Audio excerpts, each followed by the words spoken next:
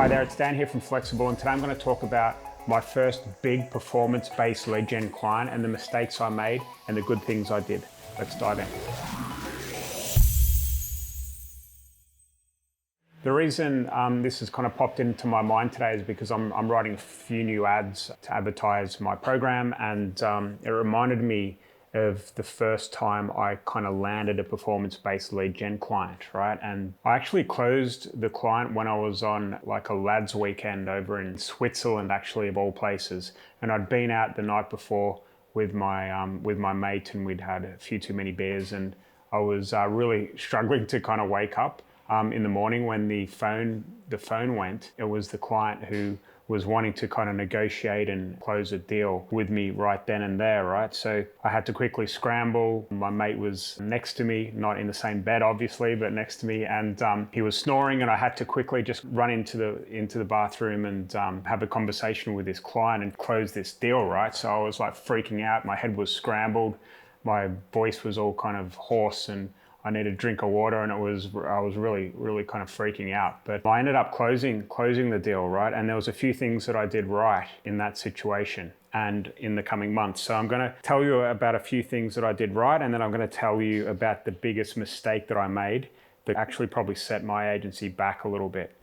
The first thing I did is I negotiated what we call a hybrid deal. A hybrid deal in performance-based lead gen is when a client is comfortable covering the ad spend, which meant that I didn't have to fork into my own pocket or invest any of my own money into this campaign. And he was able to then pay me a bonus on every sale he made from the leads I generated. I think he was spending about £10,000 a week, all right? So this was a big deal for us, considering I used to work with local clients where, you know, maybe a $500 retainer per month was something that we were kind of really happy with back then, okay? So when we had someone that was wanting to spend 10K per week on ads, this was a big deal, right? And I was freaking out. I didn't know how much the leads were going to cost. I didn't know if I could make it work. I didn't know what the quality of the leads were. So I had to kind of fake it to make it for a bit. And I said to him, listen, I'm happy to do this, but you have to cover the ad spend, and I need $250, £250 or whatever it is per closed deal, which, you know, if I work it out in the long run, that was actually really good if we could make the leads work, okay? So that is the first thing I did right, okay? And I was able to do really well out of that. I think for £10,000 per week, I think the cost per lead was roughly £20, which was 500 leads per week. And I think we were closing, they were closing about 10% of those leads, okay? So it was 50 sales per week on a really kind of nice little commission chunk. And I think they paid them out about a week in arrears. So it took us a while to get going, but it meant I didn't have to risk anything. The client was happy because I wasn't getting paid unless the leads were good quality. And lastly, I was like relying on their sales team to do the closing. So I didn't have to, you know, deal with the leads, speak to them, filter them or anything like that. So it was a really good deal. And it really, as I said, it set me off on my performance-based pay-per-lead journey.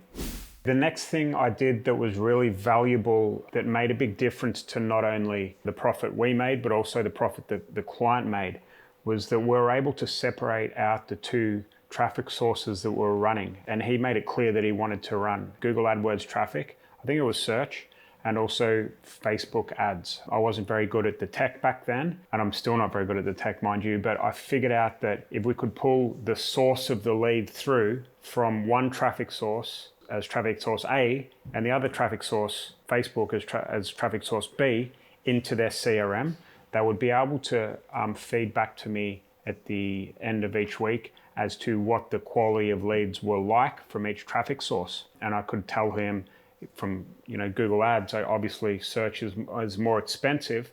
So if the cost per lead was £50 to generate a lead, and on Facebook it was only £10, what we could do is we could then have a look at our cost per sale per traffic source and feed that back to him. And what happened over time is that he loved this because he was able to say, all right, Dan, listen, we're actually got a really good cost per sale on Google AdWords. It's costing more to generate the leads, but I want you to be able to put 7.5K towards Google AdWords and 2.5K towards Facebook, which will allow us to get a better ROI, and you're going to make more sales from it, okay? Which, was really a good moment and learning for me. And I also learnt that not all leads are created equal, all right? It's not always the best thing in the world to get the cheapest lead. From my learnings with clients over the years, and I always say this, is that they'd rather pay more per lead and work less leads than pay less per lead and work more leads. They want to have a sales team that's motivated. They don't want to have a sales team that's just dialing, not making sales and getting depressed and not wanting to work there because they're just working through junk leads. They want to have a motivated sales team. So that was the second thing I did really well. The third thing I did really well, and this might seem pretty obvious, but I made sure that I got paid weekly, and I made sure I got paid fast on the sales, okay? Because sometimes sales can take a while to kind of filter through the client's system. And I didn't want to wait like 4, 6, 8 weeks before I got paid on a sale. So I made sure I negotiated that very well. And also getting paid up front on the ad spend was really valuable, okay? Because most of you are probably aware that the credit card companies, they charge you in arrears. The money for the ad spend was coming to us. We were using it on our own credit card. We were getting lots of air miles, but also it gave us 30 days worth of cash flow because I said to the client, I need the money for the ad spend up front each week. And then, that's just a deal breaker. If you can't get that to me, I don't want to do it, okay? So it gave my agency 30 days worth of cash flow, and I was getting paid quickly on the leads, so it was kind of a double whammy. It was very profitable out of the gate. Okay, so there was actually a really big mistake that I made as well after I landed this client, okay? And it really cost me. It cost me financially, and it cost me emotionally and mentally as well, right? This was a big mistake.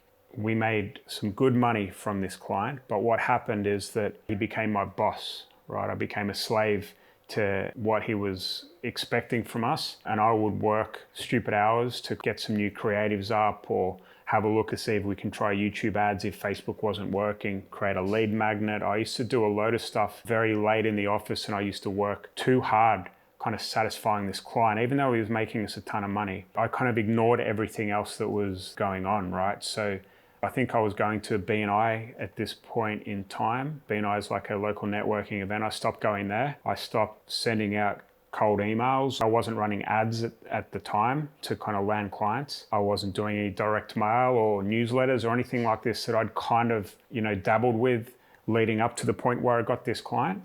And of course, what happened is that I had way over, 80% of my agency revenue coming in from one big client. I couldn't sleep at night because I was worried he was going to leave me.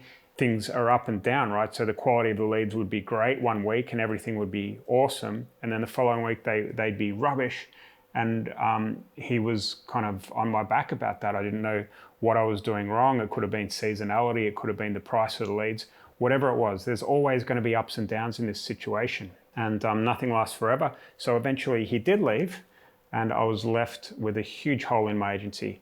I didn't have any sales pipeline, and I was in a real bit of strife there for a while. Okay, it took me time to kind of get that hustle back, get some conversations going, and kind of build the revenue back up. And if I had my time again, I would 100% be making sure that I had some sales going on whilst I was working with this big client, all right? I'd sacrifice some time to focus on my agency rather than just satisfying every desire or need that client had. And for me, after all these years of experience, that is running ads to be able to get clients to come to you, okay? I've seen a lot of people talking about cold email, appointment setters, cold calling, all of that type of stuff to be able to land clients, but I find you become a bit of a nuisance to the clients you're reaching out to, as opposed to when you're running ads, they're clicking on ads, they're filling out a form, you've got an offer that converts, they're actually excited to come to you. And we have our B2B funnel at the moment, which gets 60% plus lead to appointment ratio and 60% plus show up rates. That's the kind of standard and norm, right? And these leads are coming in for B2B between $10 and $20 and between $20 and $30 per appointment, maybe even less than that, I think it is this week. And they just keep on going over and over in the background, and you're never going to be short of clients coming in if you are advertising. I really do hope you've enjoyed this video today. If you do want to learn more about our B2B stuff and how it works, then please just comment below and we'll send you in the right direction of where that is and what it looks like.